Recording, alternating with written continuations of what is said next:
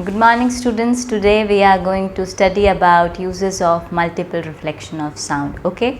So we were doing chapter sound. हम chapter sound कर रहे थे and today we are going to start with uses of multiple reflection of sound. कि multiple reflection of sound कहाँ कहाँ use होता है. Okay.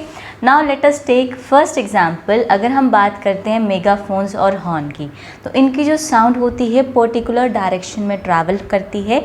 इनकी साउंड जो है वो स्प्रेड आउट नहीं करती है, ठीक है, क्योंकि इनमें जो होता है इनका इंस्ट्रूमेंट होता है वो इस तरह से डिज़ाइन होता है कि इनमें होती है एक tube followed by conical surface, ठीक है. तो इसमें से जब भी साउंड प्रोड्यूस होगी जो उसमें रिफ्लेक्शन होती है, सक्सेसिव रिफ्लेक्शन, वो एक स्ट्रेट फॉरवर्ड पाथ में मूव करती है. ओके, एक स्ट्रेट पाथ में मूव करती है. तो ये तो केस हो गया आपका फर्स्ट ऑफ ऑल कि अगर आपके पास मेगाफोन्स हैं, हॉर्न्स हैं, कुछ इस तरह के हैं. Next case you can take about stethoscope. Next example देखिए, स्टेथोस्कोप के केस में भी होता है. स्टेथोस्कोप एक ऐसा इंस्ट्रूमेंट होता है जो आपके डॉक्टर्स यूज़ करते हैं, ठीक है. ये मेडिकल साइंस में यूज़ किया जाता है. ये किस लिए यूज़ किया जाता है? ताकि हम बॉडी में जो साउंड प्रोड्यूस हो रही है उसे चेक कर सकें. ये आपका स्टेथोस्कोप है दिस, ठीक है. जैसे डॉक्टर जो हैं इस बेबी का या बॉय का जो है क्या चेक कर रहे हैं, जो भी इनकी बॉडी में साउंड प्रोड्यूस हो रही है उनको चेक कर रहे हैं. ओके, अब साउंड तो बॉडी में प्रोड्यूस होती है, तो मेनली हम बात करते हैं हार्ट की या फिर लंग्स में, ठीक है. जो साउंड प्रोड्यूस होती है उसे डॉक्टर जो हैं वो स्टेथोस्कोप की हेल्प से चेक करते हैं. अब इसमें होता क्या है मेनली, इसमें मेनली फिज़िक्स का जो प्रोसेस होता है वो होता है मल्टीपल रिफ्लेक्शन. अंदर मल्टीपल रिफ्लेक्शन होता है जिसके कारण जो आपके डॉक्टर हैं उन्हें पेशेंट की हार्ट बीट सुनाई देती है. ओके, तो क्या होता है? Multiple reflection. तो यही तो हम पढ़ रहे हैं कि आपके यूजेस कहाँ कहाँ होते हैं मल्टीपल रिफ्लेक्शन के साउंड में, ठीक है. तो ऑब्वियस सी बात है, हमने यहाँ बात की, यहाँ सक्सेसिव रिफ्लेक्शन हो रही है, यहाँ पर साउंड जो है आपका पर्टिकुलर डायरेक्शन में ट्रैवल करता है, स्प्रेड आउट नहीं होता है, सक्सेसिव रिफ्लेक्शन हो रहा है. तो ऑब्वियस सी बात है मल्टीपल रिफ्लेक्शन का एग्जाम्पल है. वैसे ही स्टेथोस्कोप के केस में ये भी आपके मल्टीपल रिफ्लेक्शन का एग्जाम्पल है. कैसे कि जो डॉक्टर को हार्ट बीट सुनाई देती है पेशेंट की, वो किसके थ्रू सुनाई देती है? क्योंकि जो स्टेथोस्कोप है इसके अंदर क्या हो रहा होता है? आपका मल्टीपल रिफ्लेक्शन, ठीक है. बहुत बार आपका मल्टीपल रिफ्लेक्शन होता है, उसके बाद जो है आपके डॉक्टर को पेशेंट की हार्ट बीट जो है वो सुनाई देती है. Okay, so this is also example of your multiple reflection, और you can say use of multiple reflection.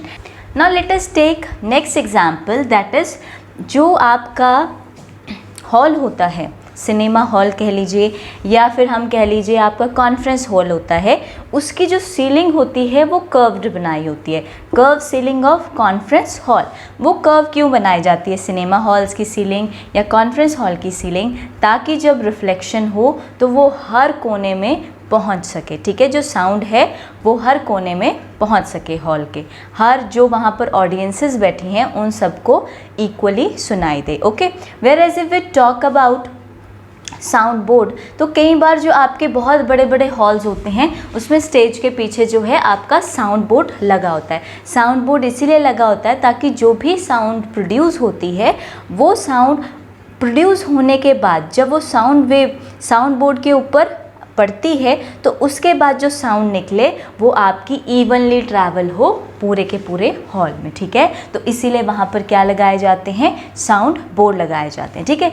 तो these are the uses of multiple reflection, कि कहाँ कहाँ आपका मल्टीपल रिफ्लेक्शन जो है वो यूज़ होता है. Okay, now let us discuss the numerical of your NCERT book. Okay, this numerical is given before the uses of multiple reflection in your NCERT book. Okay, example is a person clapped his hand near a cliff and heard echo after 5 seconds.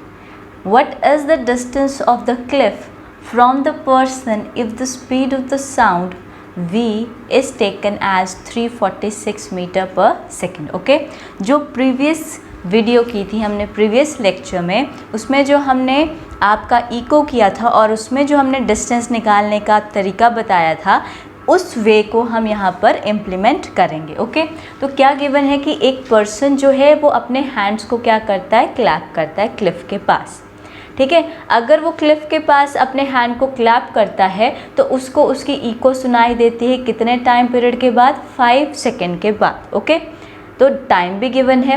What is the distance of the cliff from the person, कहता है कि उस जो distance होगा उस Cliff का वो person से कितना होगा if the speed of the sound v is taken as 346 metre per second.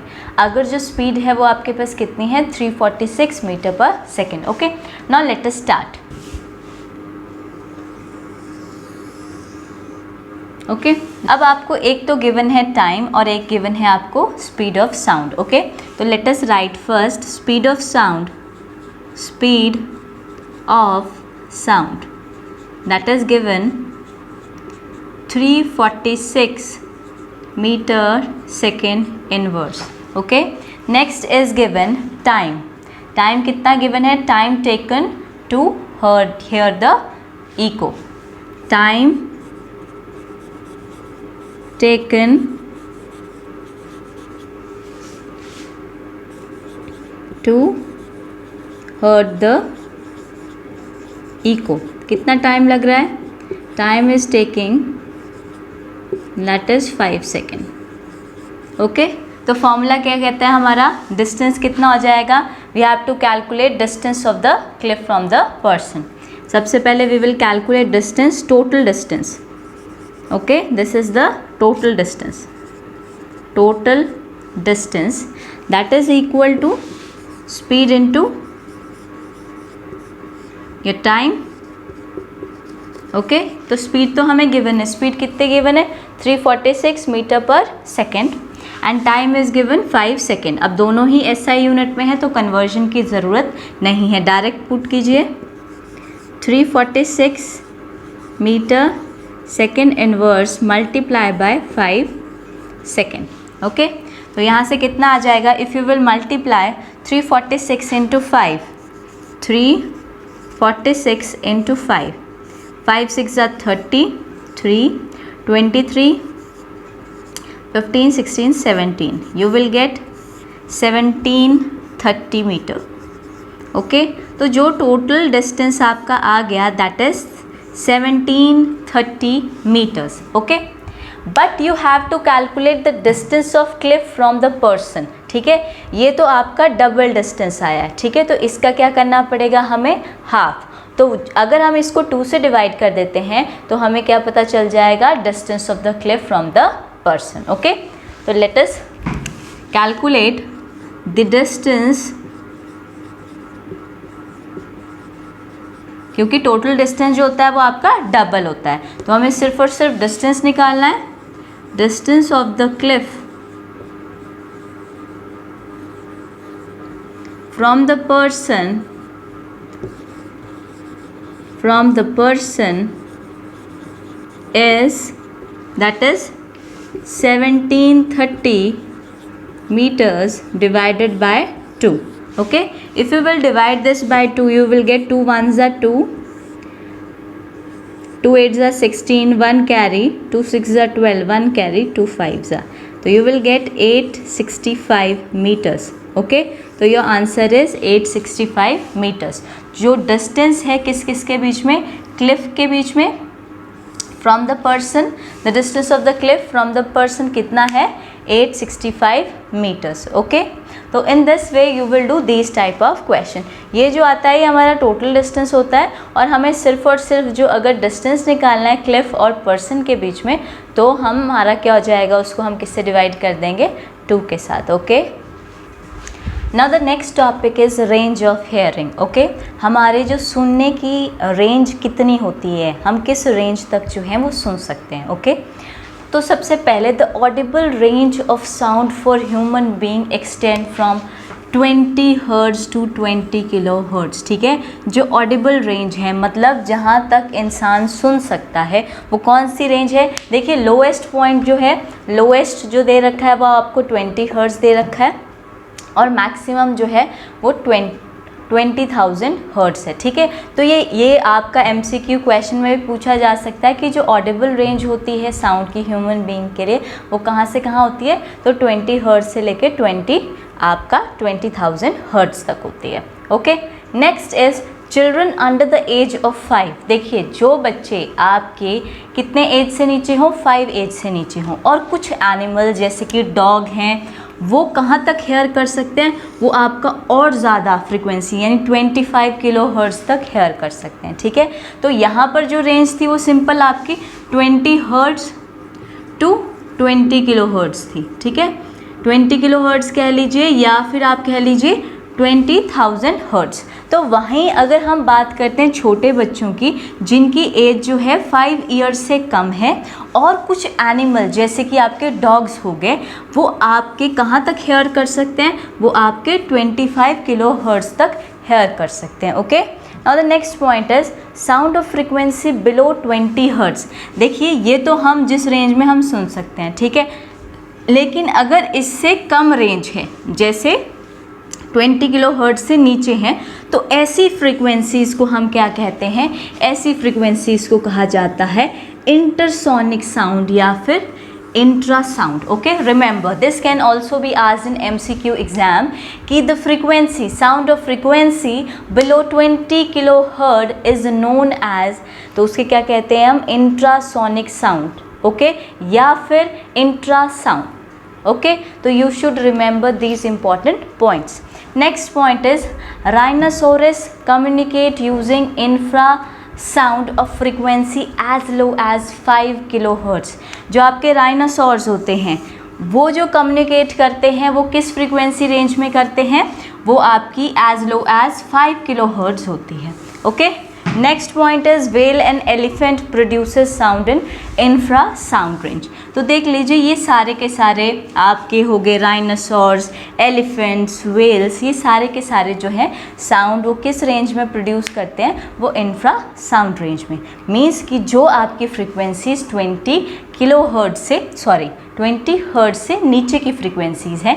तो ऐसे कौन कौन से एनिमल्स हैं जो कम्युनिकेट करते हैं या प्रोड्यूस करते हैं 20 हर्ट्ज़ से नीचे की फ्रीक्वेंसीज, वो हैं आपके राइनासोर्स, व्हेल्स हो गए, एलिफेंट्स हो गए। ओके, अब दूसरा इम्पॉर्टेंट बात है, कई बार जो आपके एनिमल्स होते हैं उन्हें पहले से ही पता चल जाता है कि अर्थक्वेक आ रहा है। ओके, तो जो अर्थक्वेक जो है आपका वो क्या प्रोड्यूस करता है, वो लो फ्रीक्वेंसी इंफ्रासाउंड को प्रोड्यूस करता है। ठीक है, तो इसीलिए ये भी बात बहुत इंपॉर्टेंट है कि अर्थक्वेक क्या प्रोड्यूस करता है, वो लो फ्रीक्वेंसी इंफ्रासाउंड को प्रोड्यूस करता है before the main shock wave. मतलब शॉक वेव नहीं आई होती है उससे पहले ही, तभी कुछ एनिमल्स को पता चल जाता है कि अर्थक्वेक आने वाला है, इसीलिए वो क्या हो जाते हैं, आपके अलर्ट हो जाते हैं। ओके, तो क्योंकि जो उनकी जो ये जो अर्थक्वेक जब आता है ना, मेन शॉक वेव प्रोड्यूस करने से पहले